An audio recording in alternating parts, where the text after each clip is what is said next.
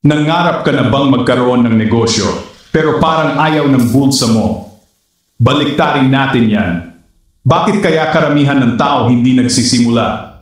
Takot, pagdududa, walang malinaw na plano. Pero alam mo ba, hindi mo kailangan ng malaking pera para manalo online. Ngayon, ang mga matatalinong negosyante gumagamit ng digital tools, automation, at pati na rin para makapagsimula ka kahit ideya lang ang puhunan mo. Walang pera na kailangan. Sipag lang, ganito ang gagawin mo. Unang hakbang, pumili ng niche.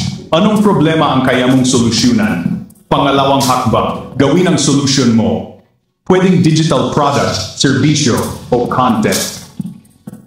Pangatlong hakbang, mag-automate. Gamitin ang libreng AI at online tools para sa marketing, customer service at benta. Pang-apat na hakbang, simula ng pagbebenta. Mag-post, mag-share, ulit-ulitin. Huwag nang maghintay ng tamang panahon. Lahat ng malalaking negosyo nagsimula sa isang hakbang. Kahit baguhan ka pa, pwede kang bumuo ng totoo ngayon. Kaya, handa ka na bang kumilos? Simulan mo na ang business mo ngayon. Tara na!